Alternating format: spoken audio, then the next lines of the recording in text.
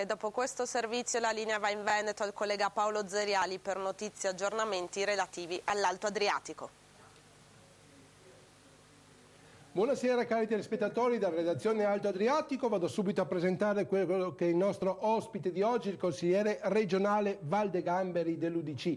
Con lui parliamo, bene, allora passiamo ora a parlare con il nostro ospite, appunto il consigliere regionale Valdegamberi, al quale naturalmente, che è esponente, ricordiamo, dell'UDC, quindi non è nella maggioranza che governa la regione del Veneto. Non possiamo che chiedergli riguardo appunto al federalismo un'opinione. È vero che insomma c'è qualcuno che non lo vuole, che lo vuole frenare, c'è una parte dell'Italia che naturalmente si sentirebbe penalizzata e quindi cerca in tutte le maniere di frenare questo processo.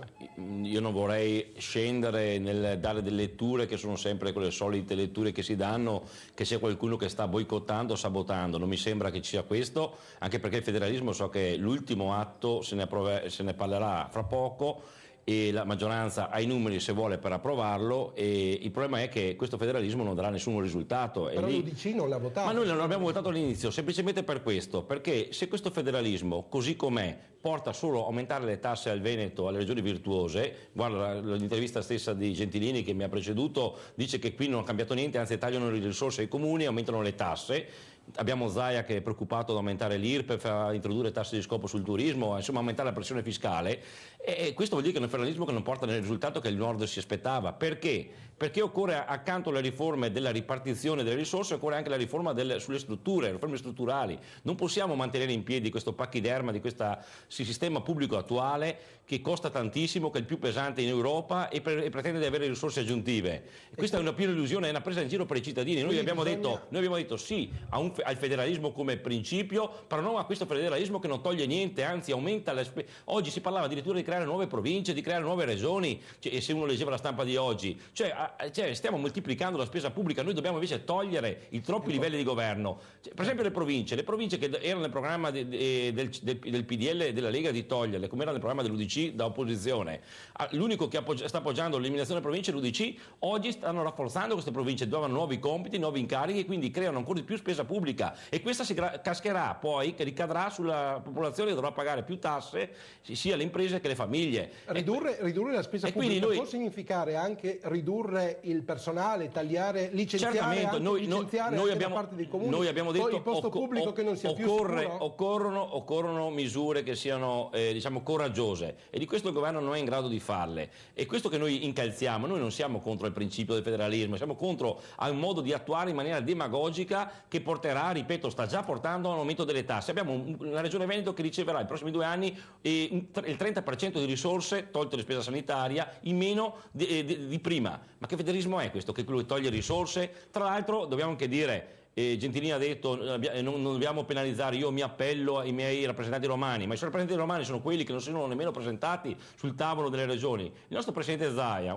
un bravo presidente, che però dice prima il Veneto, lo dice in piazza nel Veneto, lo dice a San Marco, diventa veramente un presidente che è un leone qui nel Veneto, poi diventa un agnellino a Roma. A Roma non si è nemmeno presentato alle regioni. A luglio, quando si discuteva i tagli alle regioni, i tagli lineari, che non hanno premiato il Veneto, anzi è stato penalizzato forse più delle altre regioni. Se guardiamo il decreto Roma Capitale ha portato 600-700 milioni di euro a Roma in più all'anno, e guarda caso sono 600-700 milioni, anzi 800 in 2 anni, che mancheranno al Veneto, tagliando servizi agli anziani, alle imprese, ai trasporti.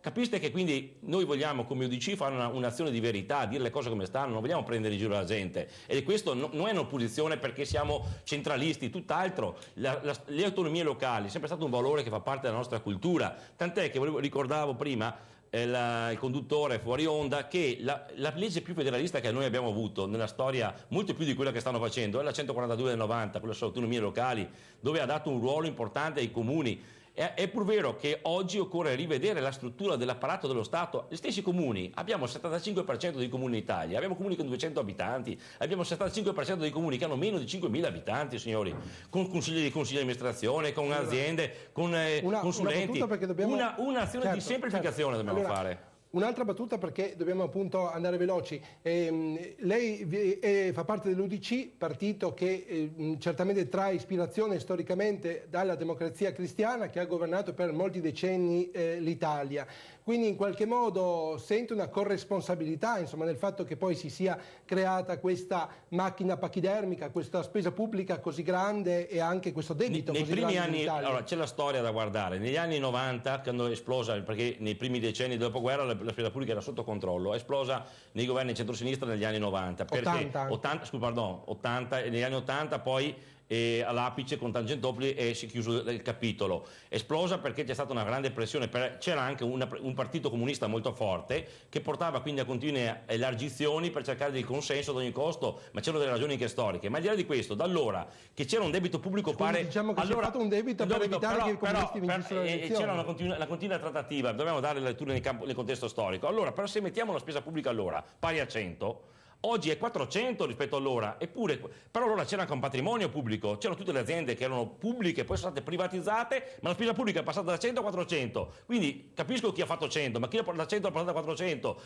vendendo tutto il patrimonio pubblico, avrà pure anche questa una responsabilità, o è sempre colpa di chi c'era 30-40 anni fa? In 20 anni cosa è cambiato? Che la spesa pubblica è moltiplicata per 4 volte, eppure il patrimonio dello Stato è diminuito, e questi signori che hanno fatto questo non sono responsabili di nulla, sono sempre responsabili di altri. Insomma, dobbiamo scendere dagli slogan, cominciare a ragionare col buon senso, mettersi attorno a un tavolo e senza dire colpa mia, colpa tua. Dobbiamo veramente cercare le soluzioni nell'interesse del paese. È questo che vuole l'UDC. Non siamo qua per dire contro uno o contro l'altro, dobbiamo semplicemente dire, cari signori, sulla barca ci siamo tutti, destra, sinistra, centro, Lega o non Lega. L'Italia è questa, la vogliamo riformare. Cerchiamo di non prendere in giro gli italiani, non usiamo gli slogan, ma facciamo le cose veramente, quelle reali che si aspetta la gente per l'interesse della gente.